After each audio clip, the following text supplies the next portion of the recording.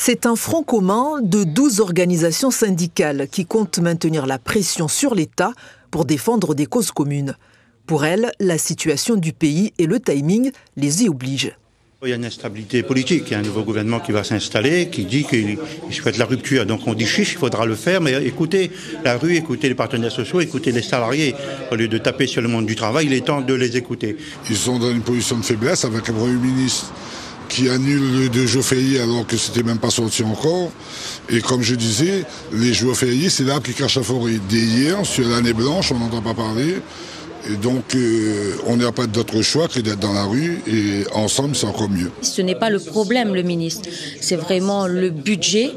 On demande une nouvelle répartition équitable des richesses. Le Premier ministre Le Cornu, ce qu'il essaye de faire, c'est qu'en faisant des annonces, il essaye de casser la mobilisation.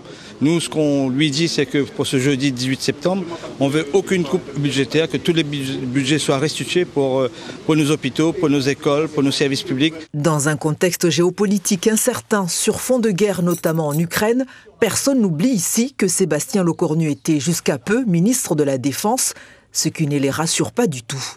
Si on fait des budgets militaires, forcément, c'est moins pour l'hôpital, c'est moins pour l'école, c'est moins pour la santé, c'est moins pour le reste de l'économie.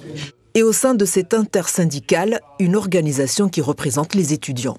Nous revendiquons bien sûr de meilleures conditions de vie, que ce soit à travers plus de logements étudiants à prix abordable, à travers un vrai revenu d'autonomie étudiant, ce qui passe par une revalorisation du système de bourse ou encore par un réel complément de bourse ultramarin à 100 € par mois, alors qu'aujourd'hui il est encore de 30 € par mois. Ces syndicats appellent à la grève et à la manifestation ce jeudi matin à Saint-Denis et à Saint-Pierre.